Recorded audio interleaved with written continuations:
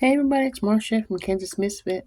Today I'm going to talk to you about one of the plants I've been wanting forever that comes back every year and it's very healthy for you. And I want to plant some at both of our houses.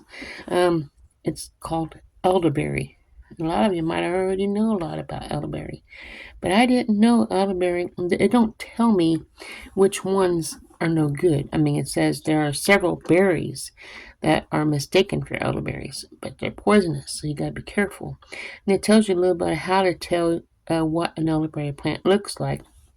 It has woody stems, and it pairs it on oblong leaves with serrated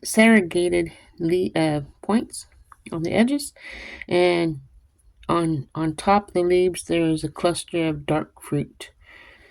I'm mistaken elderberries for pug. Is it called pug yucca root or yucca? It's a weed, noxious weed. It's got the purple berries on it, but you don't want to think that that's elderberries and eat it and kill yourself. So make sure you have the right thing. That's why I'm planting it. Oh, yeah, I know when it comes up, it's elderberries. Don't want to get a hold of something that's wrong and hurt anybody. Some of the uses for elderberry. Elderberries have 52.2 milligrams of vitamin C. That's why it's really good for you. I want to grow some. Aside from the vitamins, the berries and the flowers contain antioxidants that will help you boost your immune system. So it's an excellent plant for if you have in the cold and flu season. When you have a cold, that might also help you start your heart health. So keep your heart strong and reduce inflammation. At my age, my legs swell sometimes. Elderberries other uses include treating headaches and fever and epilepsy and kidney problems, respiratory infections and stress, HIV and AIDS. So if you have any of those things, elderberry is something you might want to grow or buy or use. From stratification to elderberry jams. If you buy seeds from the trusted resource, you will be able to sow the seeds like any other plant. If you have harvested seeds from an elderberry plant, you must start with the process of mimicking the cold weather in nature. Step 1. What is the cold stratification? I had that same thing happen with me for lavender seeds. You have to stratify them, cold stratification, and I didn't know what it meant. So let's learn together what cold stratification is.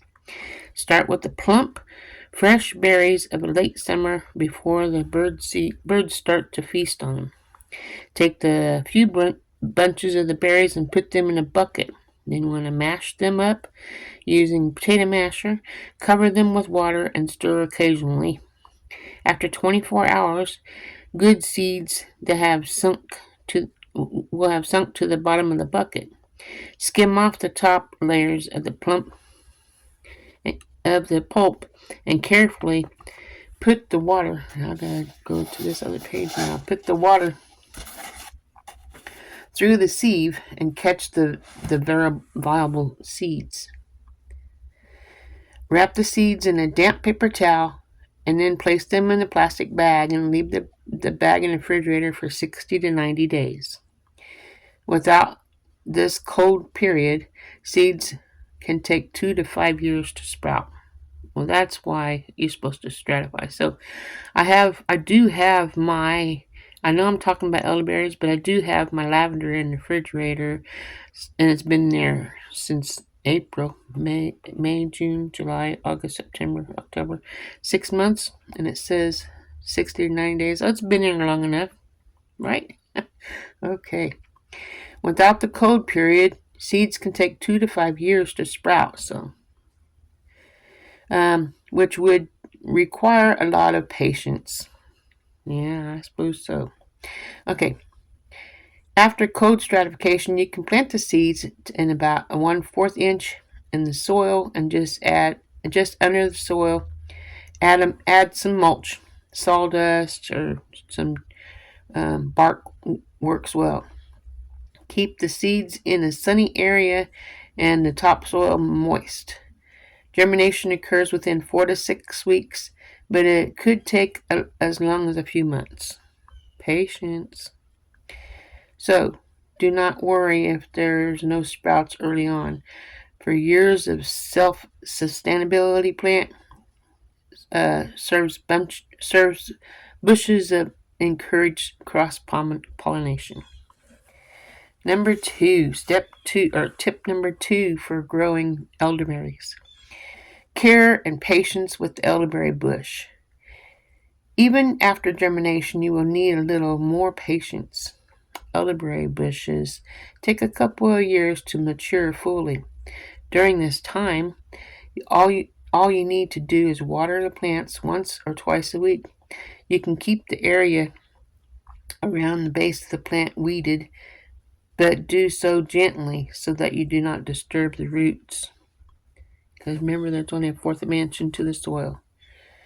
In the third year, prune the plant and in early spring for more fruit production. And that's another thing I need to learn if I'm going to do elderberries, how to prune them. So that'll be a video down the road once they start growing. First, I get the seeds. Tip number 3. Harvest elderberries before the birds do. Well, they must be good if the birds are eating them, right? There's a sweet spot for harvesting the elderberries. Green berries will start to turn red and then dark purple. It takes about 5 to 15 days, generally between the middle of August to the middle of September. Once the elderberries are plump and black in color, they're ready to be harvested. Cut every cluster from the bush, and then strip the berries off the stem. And do not forget to harvest the elderberries too, because they have the same health benefits. Step number 4. Do not let the elderberries go to waste. Freshly picked elderberries should go straight into the fridge, where they can last for a couple of days. If you freeze them, then they can last about 10 months longer. If you vacuum seal them first, you can dry elderberries in a dehydrator or oven for like 12 hours, or in the sun for 4 to 5 days. The flowers will take approximately 1 week to dry completely. Once again, keep the flowers and the berries in airtight containers. And the last step number 5. What can you make with elderberries? The elderberries are perfect for jams, tarts, and even making syrup and wine. Making your own wine.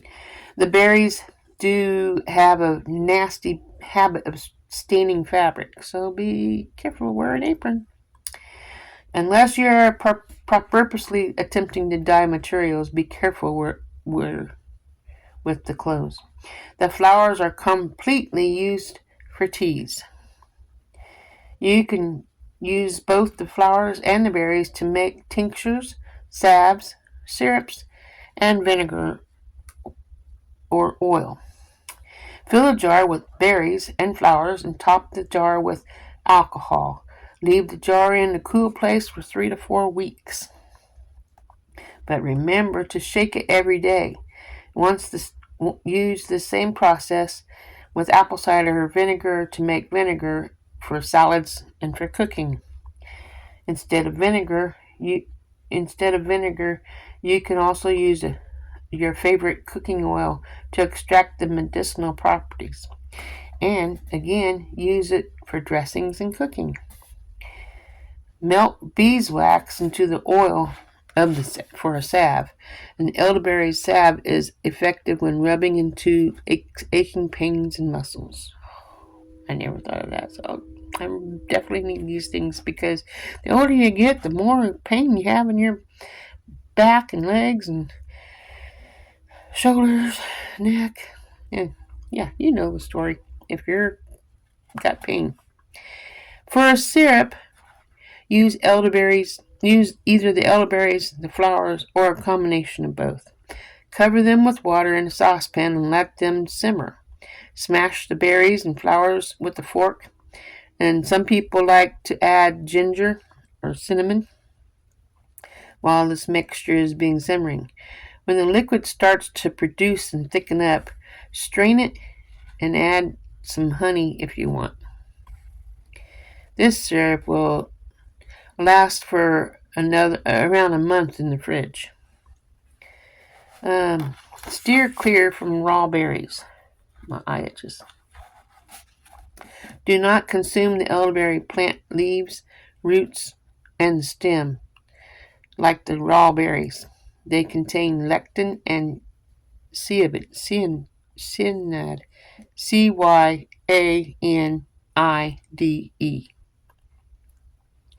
such as will make you nauseous, vomit, and diarrhea. The trick is to either strain the juice from the berries or cook them first. Do not take elderberries. Do not take elderberries or use the flowers if you are pregnant, breastfeeding, or have problems with your immune system without consulting a doctor beforehand. After a few years, elderberry bushes could produce pounds of berries and flowers.